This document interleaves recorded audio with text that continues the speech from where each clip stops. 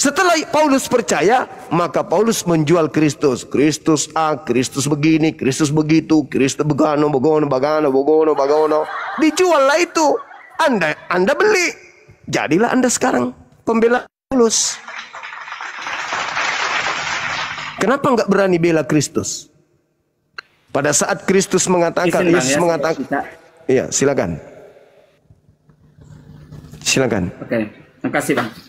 Ya, yang Abang angkat tentang bahwa hati-hatilah bahwa Mesias palsu akan datang. Yang Bang Suma angkat itu dalam Matius 24, ya toh? Matius 24. Iya. Dan di dalam Matius 24 itu, di dalam ayat-ayat yang awal, di situ diceritakan tentang kejadian di Bukit Zaitun.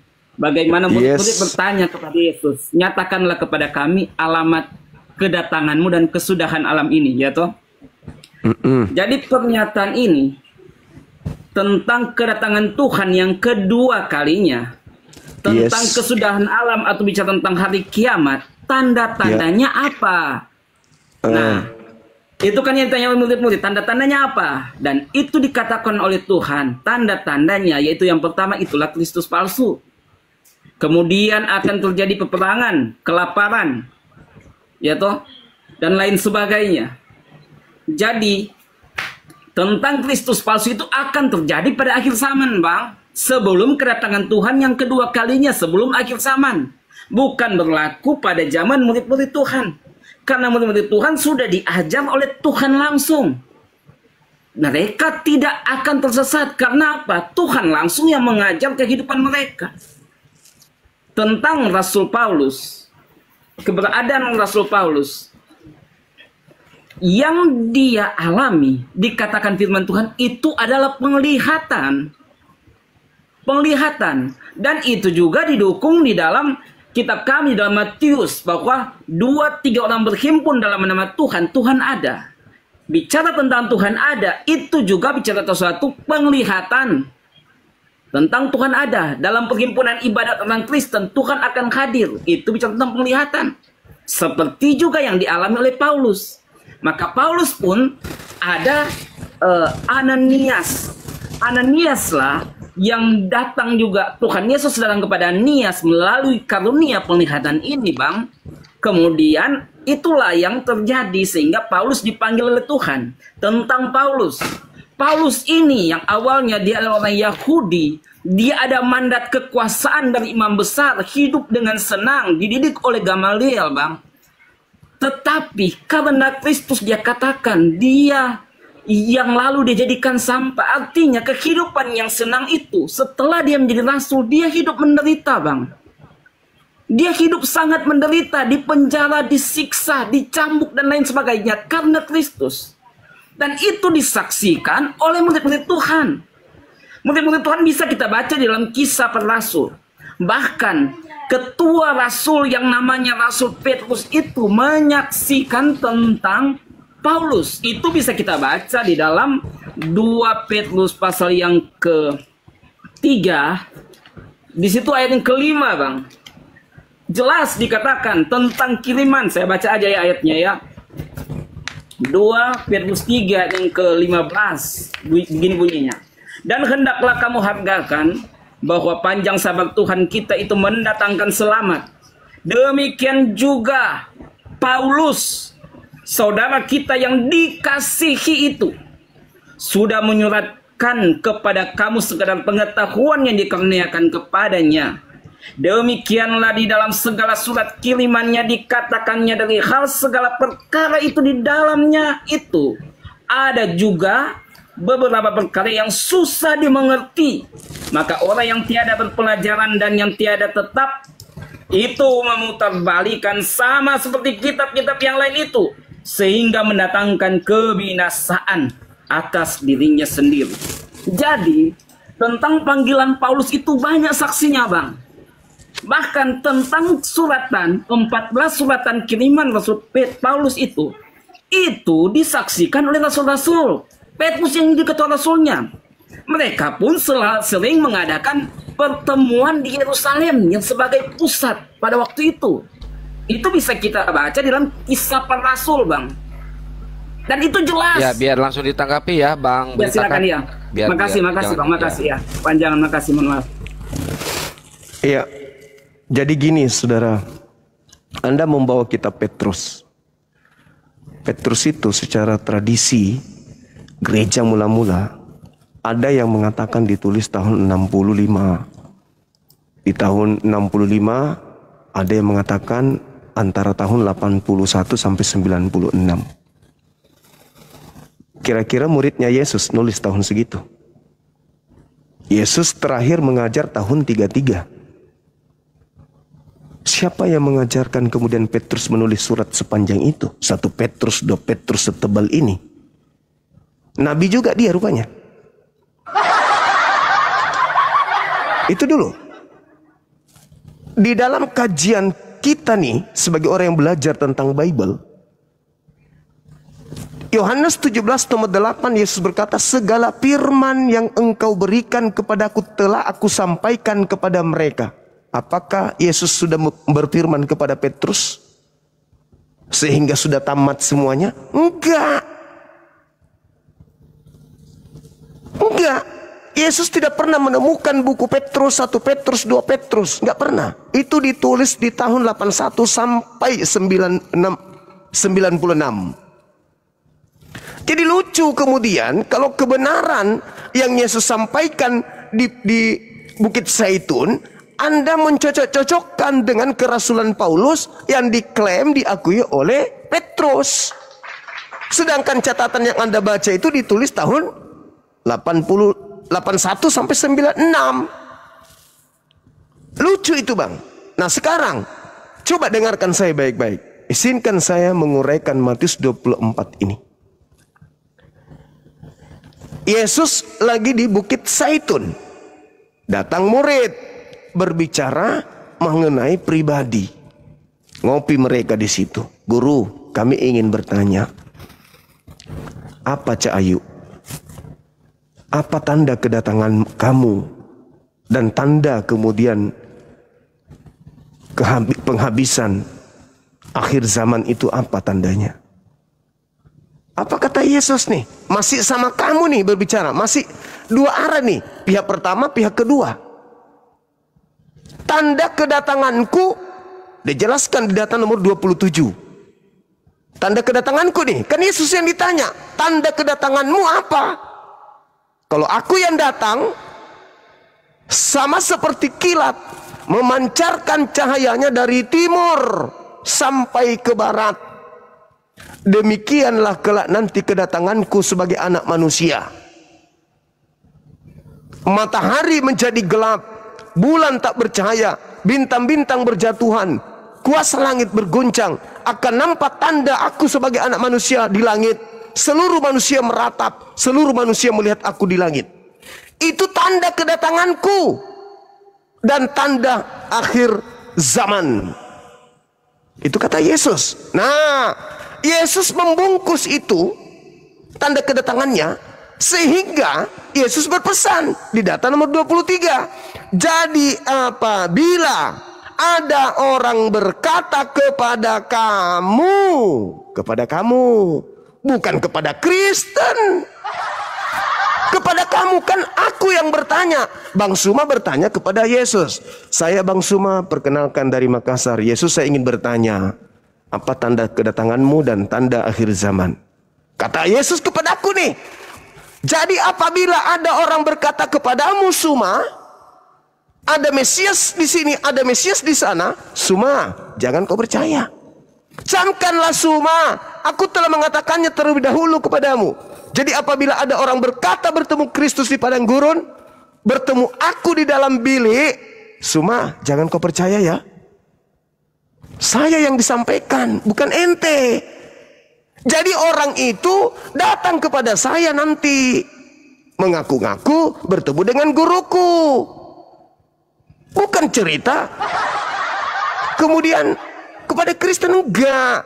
Itu bercerita pada zaman itu. Sehingga Yesus dan kepada muridnya, saya sebagai murid mendapatkan dua pesan. Pesan yang pertama, kalau guruku yang datang, maka kiamat. Kenapa kiamat? Karena matahari menjadi gelap, bulan tak bercahaya, bintang-bintang berjatuhan, coy. Kuasa langit berguncang. Bagaimana enggak kiamat? Itu kalau guruku yang datang. Semoga aku tidak bertemu dengan keadaan itu.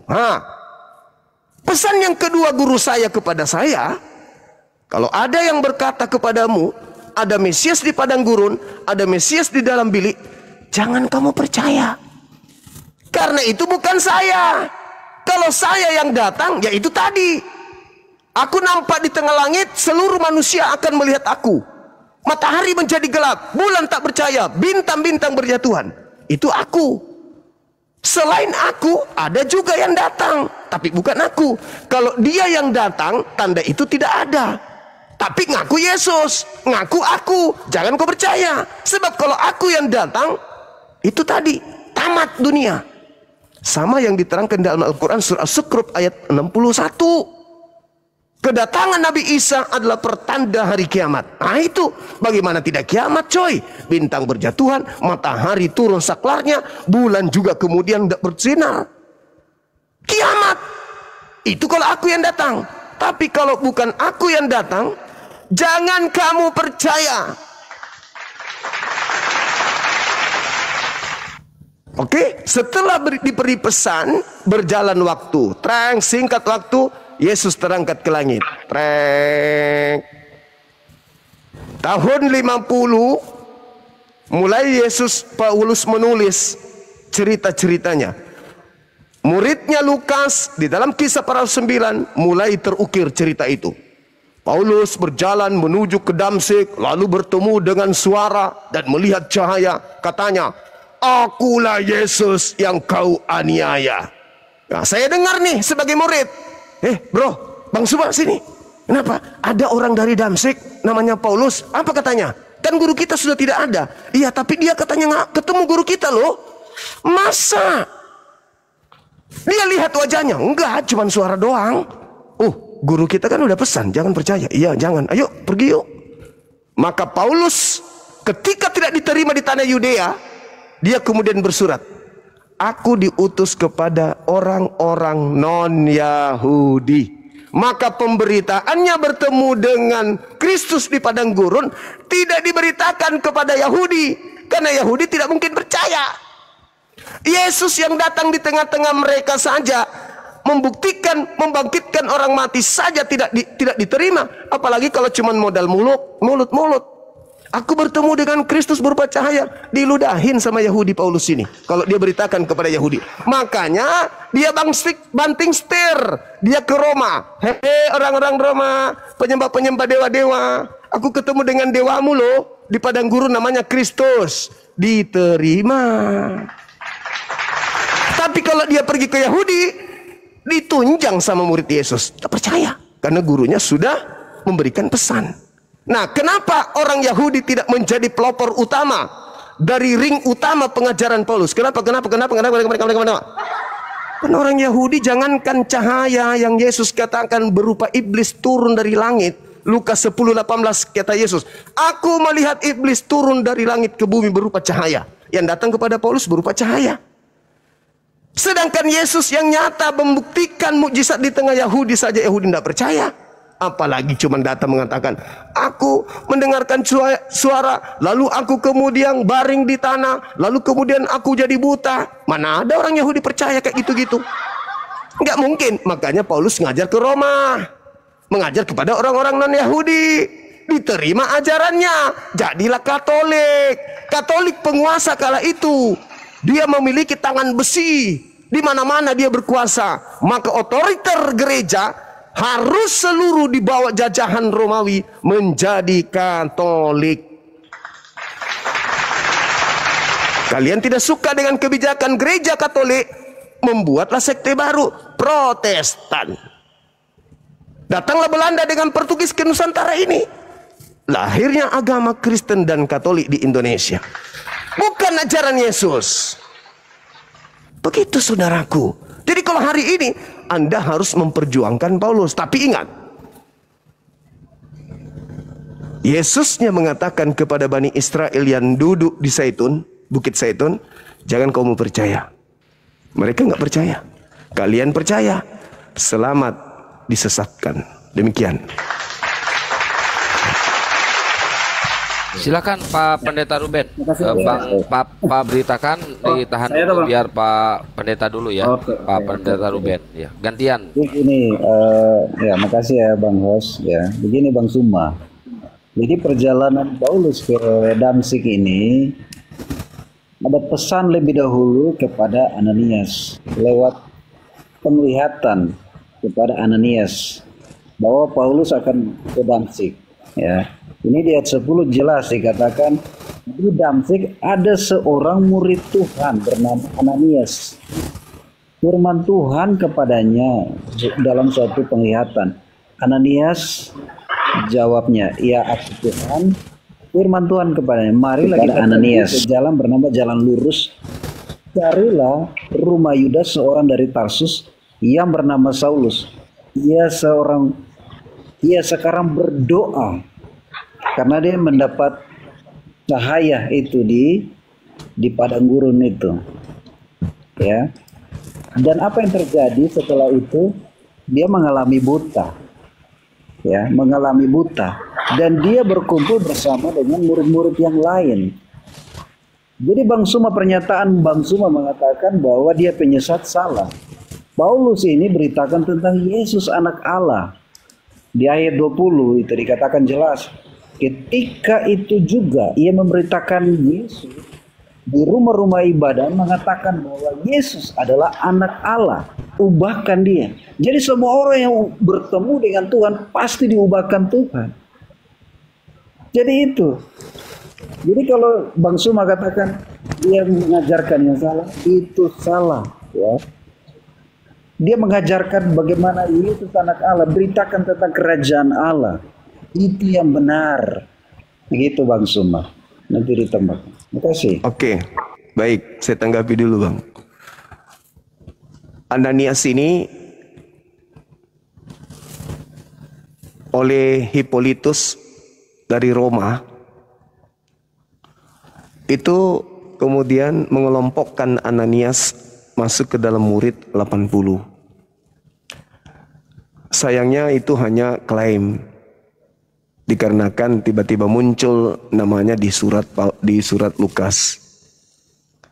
Kan Yesus mengatakan begini Pak Pendeta, nabi-nabi palsu. Dia tidak mengatakan nabi palsu. Kalau dia hanya mengatakan nabi palsu, berarti cuma satu. Itu satu. Yang kedua, penyesat itu Yesus tidak mengatakan dia, tapi Yesus mengatakan mereka. Matius 24, nomor 4, nomor 5. Coba kita simak di situ.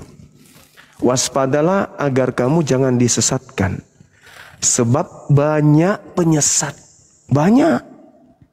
Yang akan datang dengan memakai namaku. Ananias memakai nama Yesus. Dan Ananias mengatakan Yesus itu adalah Kristus. Ananias pergi kepada Paulus sehingga menjadi jamak. Mereka akan menyesatkan banyak orang.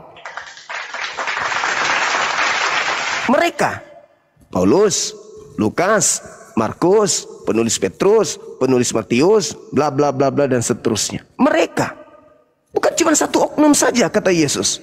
Mereka itu masih dalam skala prioritas nasihat pengajaran Yesus kepada muridnya di Bukit Zaitun. Nah, Kristen muncul belakangan, tentu dong membela imannya. Tidak mungkin dia mengatakan, oh iya nggak mungkin. Tapi keraguan itu pasti sudah ada toh Pak. Anda kan orang Indonesia, biar bagaimanapun makan tempe tahu, tingkat intelijensinya pasti ada, hatinya pasti juga hati Nusantara. Ketika dibacakan seperti itu, keraguan pasti ada toh. Sekarang Anda tinggal insting kemanusiaan kita nih yang bekerja. Apakah betul Yesus ini menasihatkan muridnya dengan tanda-tanda itu dan melarang untuk percaya jika ada yang mengaku bertemu dengan aku? Adalah satu kebodohan dan kelalaian kalau Bapak masih percaya kepada Ananias, kalau Bapak masih percaya kepada Paulus, sedangkan Yesus sendiri mengatakan jangan percaya. Kan lucu itu. Artinya saudara, kalau Yesus sudah mengatakan jangan percaya, ini bicaranya bukan kepada Anda, bicara kepada orang yang bertemu langsung dengan Yesus. Orang yang bertemu langsung dengan Yesus ini belum ada Paulus, belum ada Ananias, belum. Mereka sudah berpesan. Taruhlah ini tahun 33. Di tahun 33 Pak, mereka menerima pesan. Apabila ada orang yang mengaku bertemu dengan Mesias di gurun, ada di sana, ada di sini, jangan kamu percaya. Itu di tahun 33. Lukas menulis surat itu di tahun 60 Pak. Paulus menulis surat di tahun 50. Petrus di tahun 81. Artinya apa? Setelah tahun 33, kalau Anda yang mengaku bertemu dengan aku, jangan kamu percaya. Kalau insting kemanusiaan kita yang bekerja, maka pasti kita mengiyakan. Oh iya ya, ternyata nasihat Yesus jangan percaya di tahun 33. Siapapun yang datang, mau dia mengatakan orang benar, orang ini, ajarannya bagus menurut pandangan kita, secara budaya, secara etika, secara moral, tetap saja nasihat Yesus harus lebih utama dong. Jangan percaya. Kan begitu. Sehingga ketika ada orang yang datang mengaku, aku bertemu dengan Yesus, ya mereka yang hidup sama Yesus itu pasti mengatakan, siapa sih lo? Sehingga coba nih kita ukur nih kebenaran pesan Yesus. Ada ndak orang Yahudi dari Bani Yakub yang datang ke Indonesia mengajarkan kekristenan? Secara berkelompok, dari Yahudi, rabi-rabi Yahudi mengajarkan kekristenan, menyembah Kristus yang datang kepada Paulus. Kan nggak ada. Yang datang bule dari Barat, dari Jerman, dari Inggris, jadi Belanda. Mana Bani Israel? Nggak ada. Karena Paulusnya mengajarkan dia bertemu dengan Kristus itu, habis itu dia arahkan ajarannya ke Roma. Kenapa? Coba Anda baca dalam Kisah Para Rasul 24 nomor 5. Orang-orang Yahudi Pak, setelah Paulus itu mendirikan sekte Nasorios di dalam Kisah Para Rasul 24 nomor 5 itu, orang-orang Yahudi mengatakan apa? Paulus ini adalah penyakit sampar yang telah menyesatkan orang-orang Yahudi di seluruh dunia yang beradab. Dan dia adalah tokoh dari Kristen. Orang Yahudi loh yang mengatakan itu. Apalagi murid Yesus. Kecuali seperti yang disampaikan tadi oleh beritakan. Kecuali ada yang terjerat oleh tipu daya Paulus. Kan Paulus mengatakan, aku menjerat engkau dengan tipu daya. Kalau ada murid Yesus kemudian yang terindikasi ikut pengajaran Paulus, maka tergenapi Matius 24 nomor 24. Kalau saya jadi saudara, insting kemanusiaan saya pasti akan mengatakan, oh Yesus berpesan di tahun 33. Dan Paulus datang di tahun sekian, Ananias tahun sekian, Lukas tahun sekian. Berarti saya tidak boleh percaya dong, harus ikuti nasihat Yesus dong. Tapi karena insting kebuasan, nggak makan babi lagi nanti, nggak makan lagi guguk kecap, nggak makan lagi biawa capcay, maka apa yang terjadi? EGP, yang penting saya jadi Kristen. Itu yang main sekarang. Tapi kalau insting kemanusiaan kita, pasti percaya kepada apa yang Yesus beritakan di tahun 33. Saya kira begitu. Dari imamat loncat kemana-mana, maafkan aku. Silakan.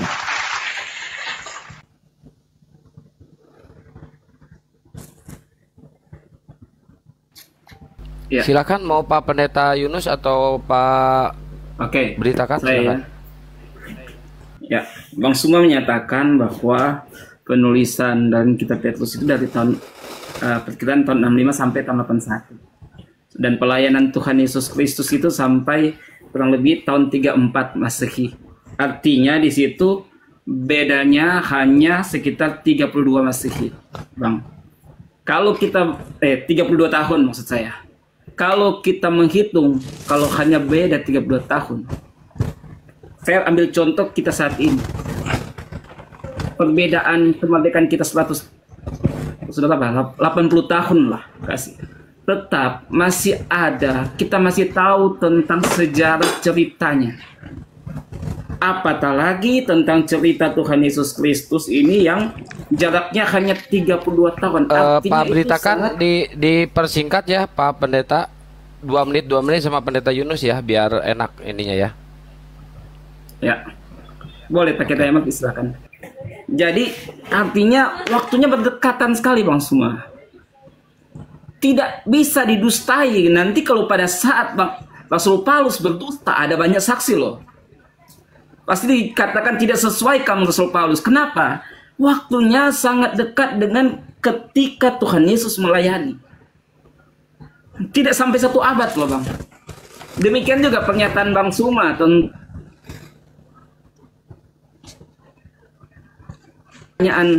ini jelas-jelas pernyataan tentang kedatangan Tuhan yang kedua kali.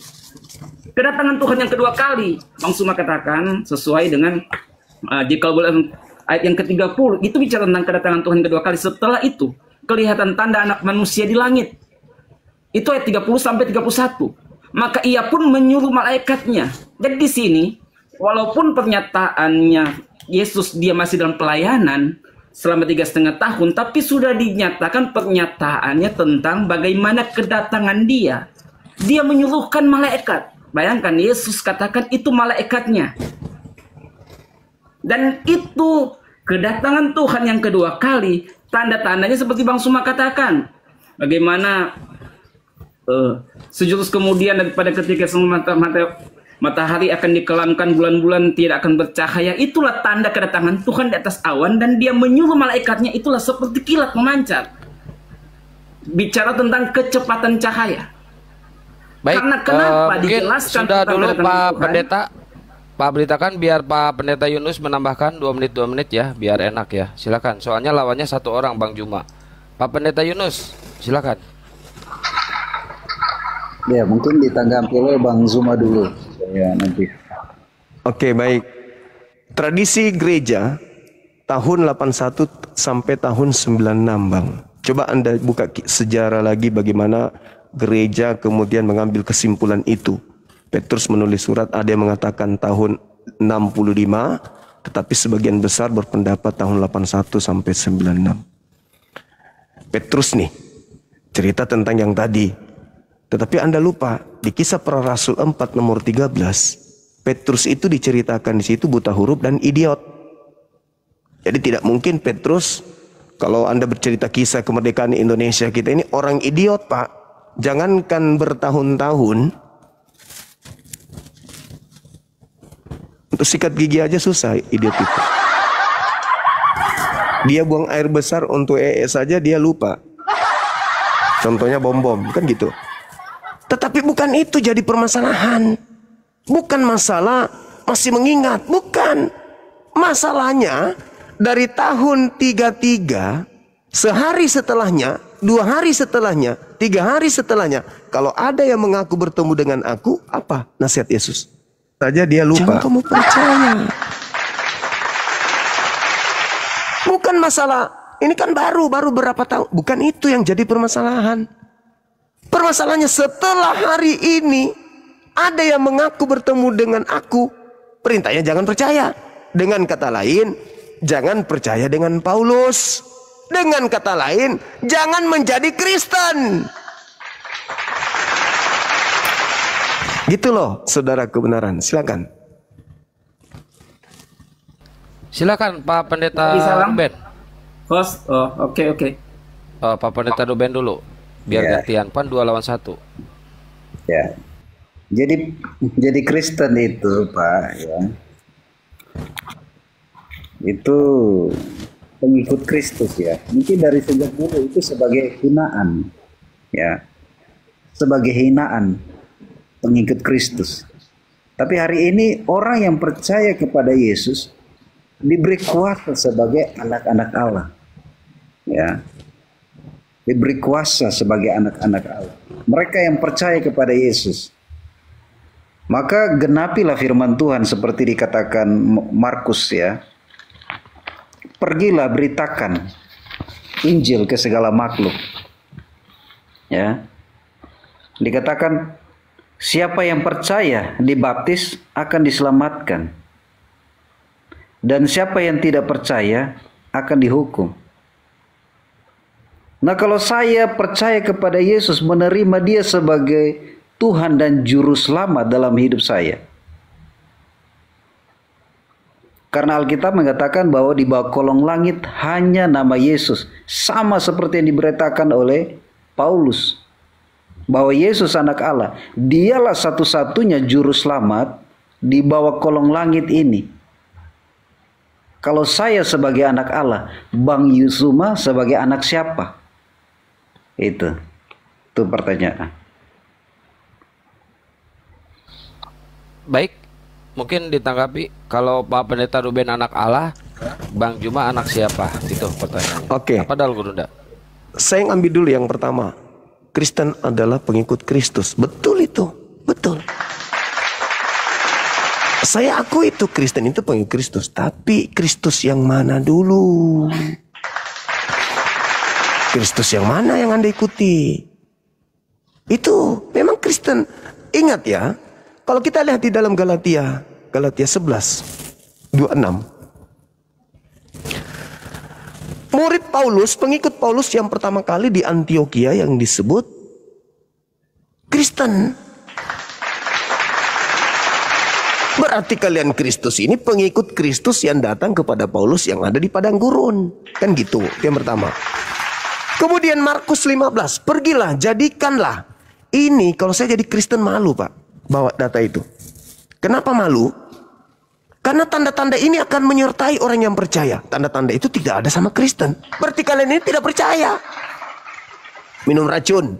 Kecuali setiap hari, setiap live begini, Pak Pendeta minum racun, baygon. Wah ini orang percaya bener ini. Tapi kan tidak.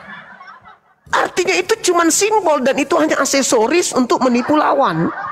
Kalau ambil dari Markus 15. Kalau ngambil dari Matius 28 akan semakin kelihatan Pak.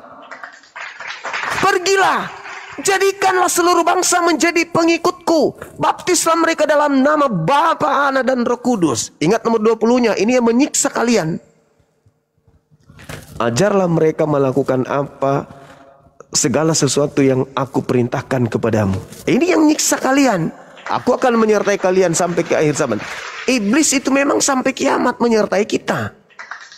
Permasalahannya adalah ketika oknum tersebut yang keluar dari kubur, ajarlah mereka, perintahkanlah mereka melakukan segala apa yang kuperintahkan kepadamu.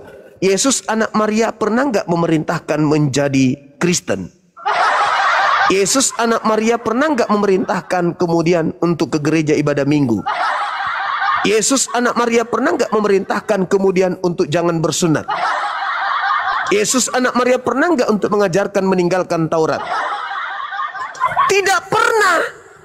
Berarti aku yang keluar dari kubur berkata yang kuperintahkan kepadamu itu bukan anak Maria. Kalau Anda mengatakan itu anak Maria, tunjukkan mana perintahnya kemudian untuk ibadah minggu. Ada? Tidak ada. Berarti yang keluar dari kubur itu bukan Kristus, anak Maria, tapi Kristus yang wajib hukumnya untuk jangan dipercaya. Makanya jangan percaya. Saudara-saudara percaya. Sedangkan yang keluar dari kubur itu, sedikit lagi 30 detik, yang keluar dari kubur itu tolak ukurnya adalah khotbah Petrus di dalam Kisah Para Rasul 2 nomor 36. Yesus yang kau salibkan itu telah dijadikan menjadi Tuhan dan Kristus. Bagi siapa? Bagi kalian angkatan jahat. Sedangkan anak Maria di dalam Lukas 2 nomor 11 pada hari ini telah lahir bagi juru selamat Kristus, orang yang diurapi Tuhan di kota Daud. Berarti sejak Yesus keluar brojol dari ibunya sudah Kristus. Sedangkan yang keluar dari kubur baru dijadikan Kristus pada saat itu. Berarti dua Kristus yang berbeda. Dan ajarlah mereka, perintahkan mereka untuk melakukan segala yang kuperintahkan kepadamu. Ada perintah Yesus ibadah minggu? Enggak ada. Tapi yang memerintahkan kepada kalian untuk ibadah minggu siapa? Roh-roh yang ada di dalam diri kalian. Itulah yang kalian sebut Roh Kudus.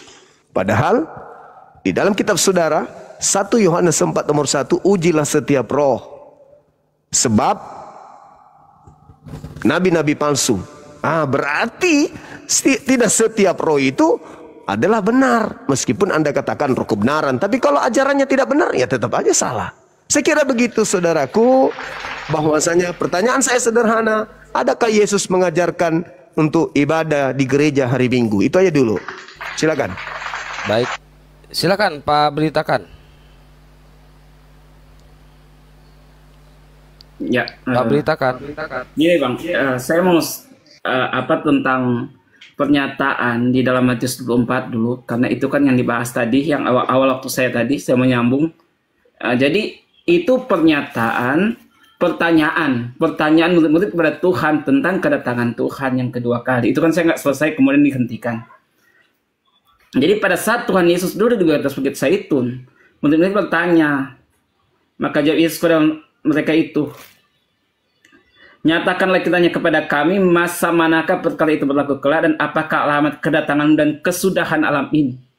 Jadi ada 3 hal tentang hal kedatangan Tuhan, dan tentang alamat kedatangan Tuhan dan kesudahan alam ini. Dan itu langsung dijawab oleh Tuhan. Kita bisa baca sampai ayat yang ke 51. Dan ayat ke 30 di situ dikatakan tentang setelah itu kelak kelihatan tanda anak manusia di langit.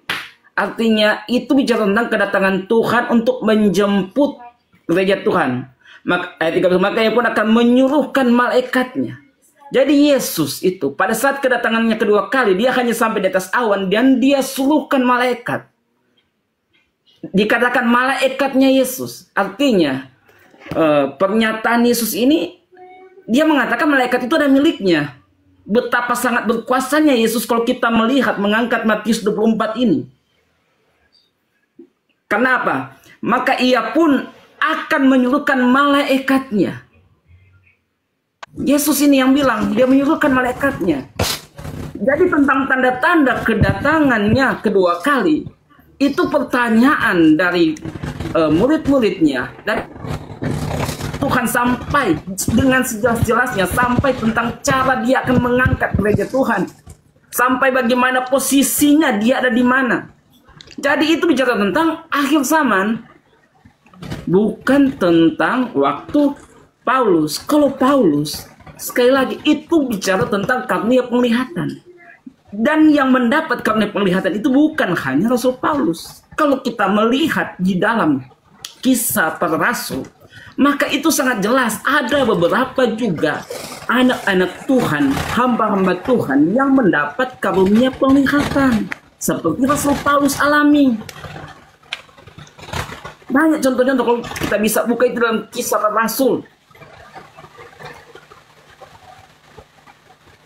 Sudah? Ya, tapadol guru ndak. Oke. Saudara, andai saja yang datang kepada Paulus itu adalah Yesus, maka akhir zamannya itu abad pertama. Kita sudah nggak ada sekarang ini.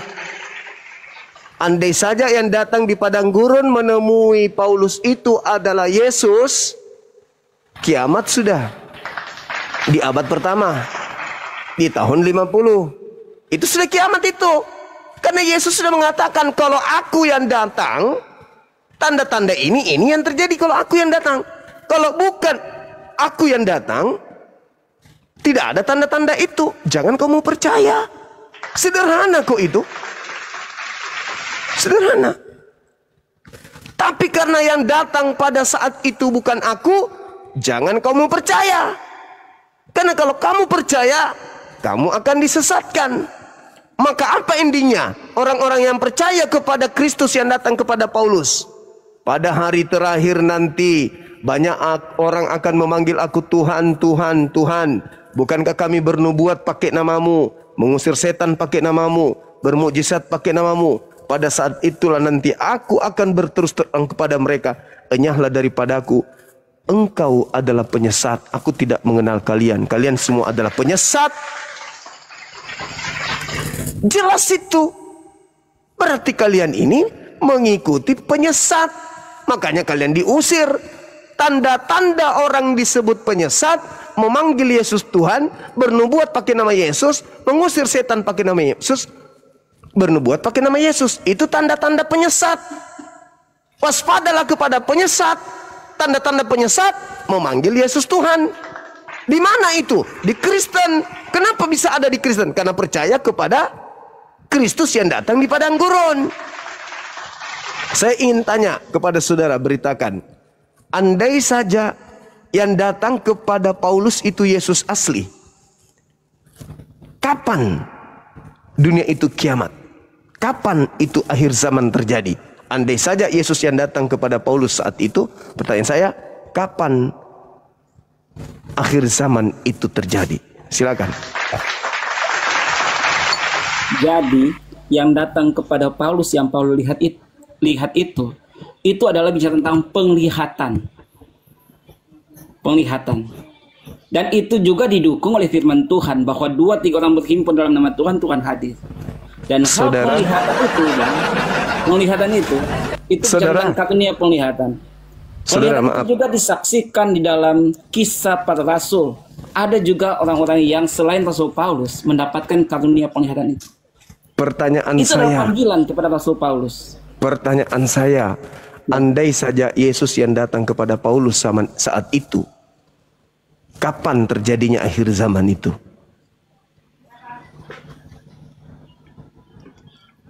Andai yang datang kepada Paulus itu adalah Yesus itu, kapan akhir zaman? Pasti itulah akhir zaman, Bang. Ah, bagus, Tapi pintar. saya katakan ini kan penglihatan, Kenapa Bang. tidak terjadi akhir zaman pada zaman itu, padahal Yesus datang kepadanya?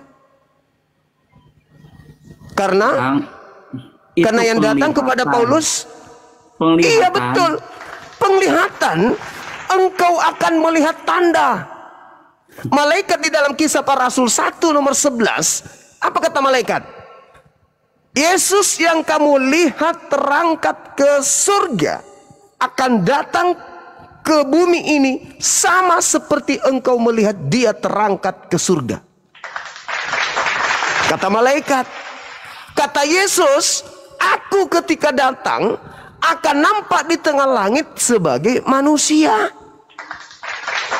Yang datang kepada Paulus berupa cahaya. Yang datang berupa cahaya itu iblis. Lukas 10 nomor 11. Aku melihat iblis jatuh dari langit ke bumi berupa cahaya. Bung, ketika iblis datang kepada Yesus di Lukas 4, dicobai Yesusnya, dibawa ke tempat yang paling tinggi. Lalu iblis mengatakan apa kepada Yesus? Yesus, ya paman, kalau kamu menyembah aku, menuhankan aku, maka segala kuasa di dunia ini akan aku berikan kepada.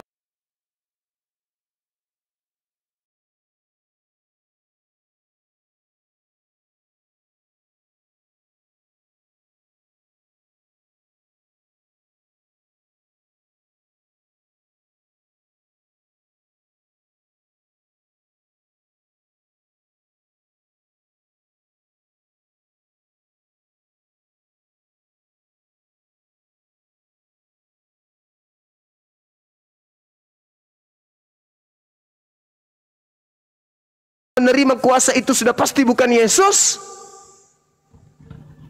Berat itu kawan. Jadi ketika yang datang Yesus pada zaman itu, maka kiamat terjadi pada zaman itu. Tapi karena bukan Yesus yang datang, maka kiamat tidak terjadi. Kalau Anda mengatakan itu penglihatan, Bung, saya pejamkan mata sekarang ini, saya berdoa, ya Rabb, ya Rabbal Alamin, maka Tuhan itu ada. Tapi tidak ada cahaya. Tidak membuat saya buta. Tidak ada suara. Begitu juga orang yang lain. Ketika Yesus mengatakan, 2 orang berkumpul dalam namaku, aku hadir. Memang hadir. Karena diingat. Saya juga ini kalau mengingat orang tuaku, saya hadirkan orang tuaku dalam ingatanku. Itu maksud Yesus. Tetapi yang terjadi kepada Paulus berupa cahaya yang datang. Coba Anda ke gereja besok, Ada nggak cahaya datang ketika Anda berdua dengan orang-orang? Ingat Yesus, Yesus. Ada nggak cahaya datang? Ada nggak kemudian suara? Apa kebenaran beritakan? Nggak ada.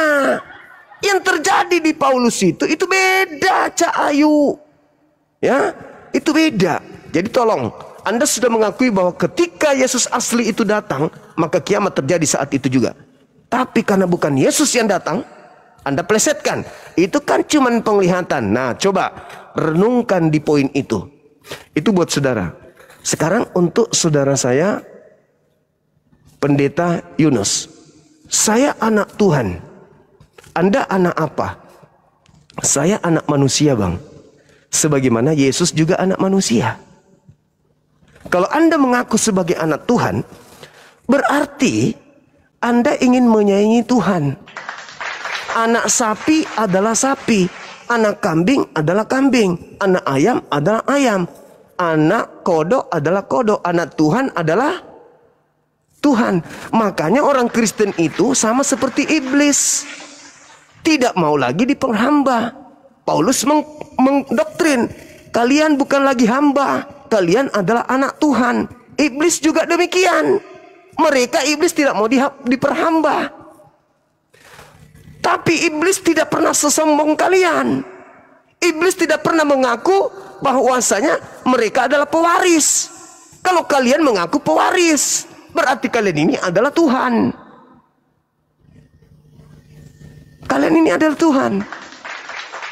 Dan kalau kita melihat konsep saudara, ingat ya, ingat. Di dalam Amsal 3, nomor 11, nomor 12, yang disebut anak Tuhan adalah mereka yang tekun dengan setia mendengarkan, menjalankan segala tuntunan, perintah, aturan Tuhan tanpa pandang bulu. Ingat Amsal 3, nomor 11, nomor 12. Yang disebut anak Elohim adalah mereka yang tekun mendengarkan didikan Tuhan seibarat anak yang mendengarkan didikan ayahnya. Sedangkan Kristen, didikan Tuhan yang mana yang Kristen lakukan? Di perintah sunat ditinggalkan, perintah puasa ditinggalkan, perintah satu Tuhan ditinggalkan, perintah sabat ditinggalkan, perintah jangan makan babi ditinggalkan. Jadi mana disebut anak Tuhan kalau begitu, Bang? Anak setan, iya, maaf. Anak setan yang mengaku anak Tuhan, yes. Kenapa? Karena hanya iblis yang menginginkan menghapus segala perintah Tuhan. Adam dikasih perintah, jangan mendekati buah pohon baik jahat. Jangan, iblis datang, dekati aja. Tuhan datang kepada Musa, jangan makan babi, jangan ini, jangan minum ini, jangan begini, jangan begini. Iblis datang, itu nggak ada apa-apanya, hilang semua. Yesus Kristus akan sia-sia mati di salib kalau ada kebenaran di dalam hukum Taurat. Kristus telah menebus Kristen dari kutu hukum Taurat. Efesus 2 nomor 15. Dengan matinya Yesus di atas tiang salib, dia telah membatalkan hukum Taurat beserta segala perintah yang ada di dalamnya. Jadi sudah habis.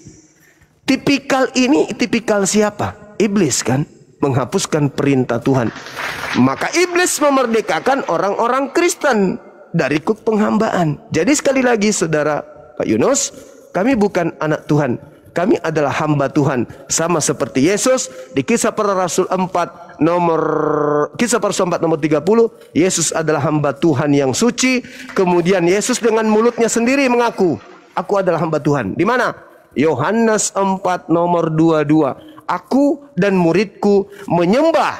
Tuh. Aku dan muridku menyembah apa yang kami kenal, kalian menyembah apa yang tidak kalian kenal. Jadi Bang Suma dengan Yesus sama-sama hamba Allah. Sedangkan kalian bukan lagi hamba Allah. Kalian anak-anak Tuhan.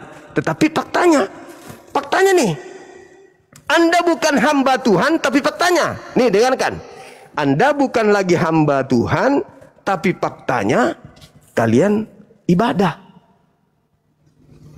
Jadi kalian hamba siapa ini?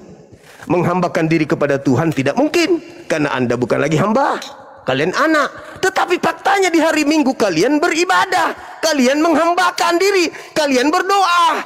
Kalian berdoa kepada siapa? Katanya bukan hamba Tuhan, tapi anak Tuhan. Kalian hari Minggu nyanyi-nyanyi. Ngapain? Oh, kami sedang beribadah. Oh, kamu menghambakan diri? Iya. Loh, katanya bukan lagi hamba Tuhan. Berarti kalian menghambakan diri kepada syaitan yang datang kepada Paulus di padang gurun. Ayo, giat lagi belajar, pelajari lagi Bible. Itu dengan seksama dengan ini, insya Allah Bible mengantarkan kalian kepada hidayah. Demikian.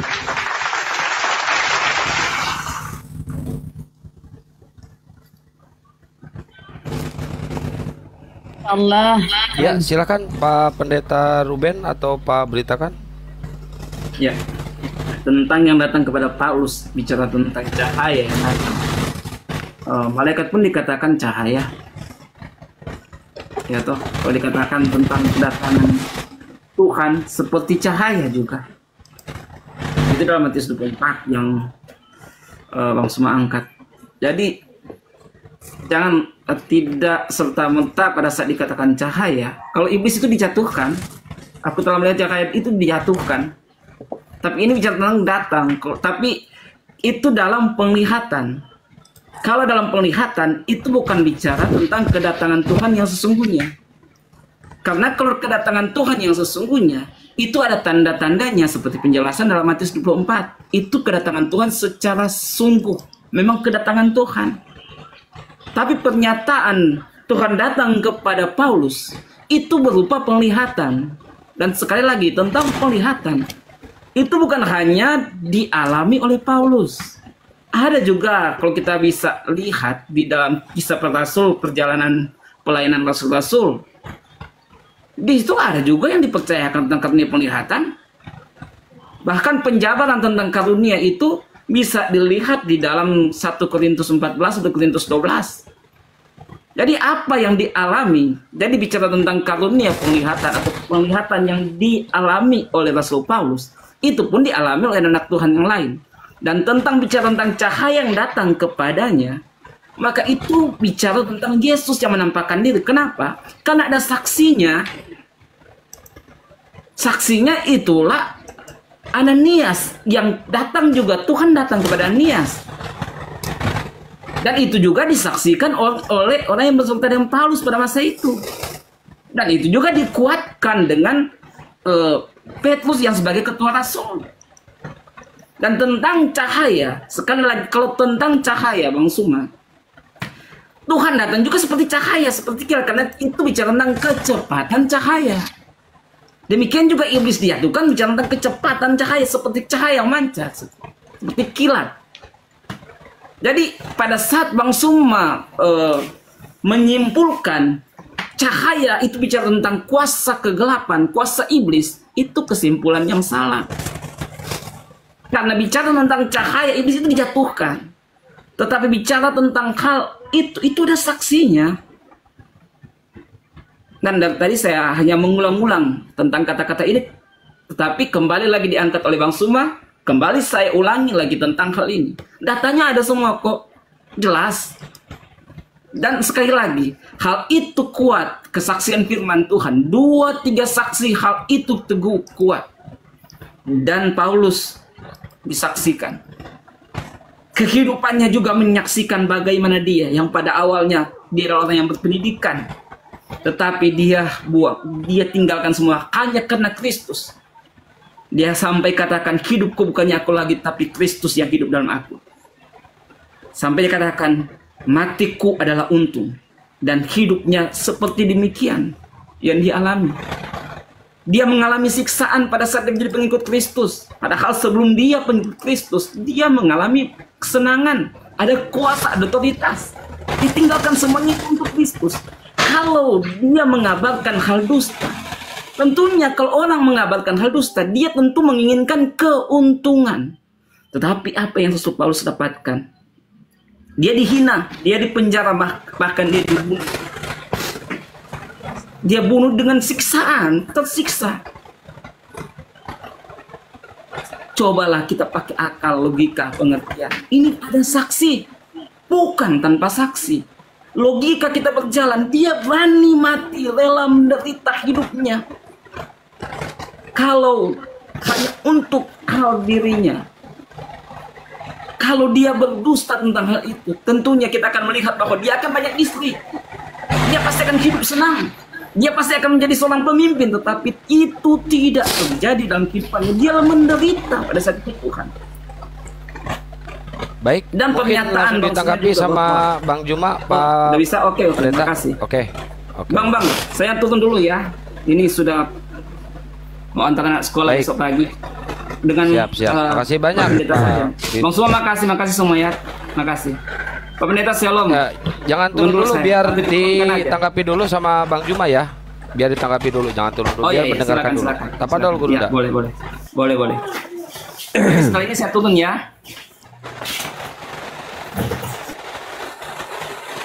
Oke, baik.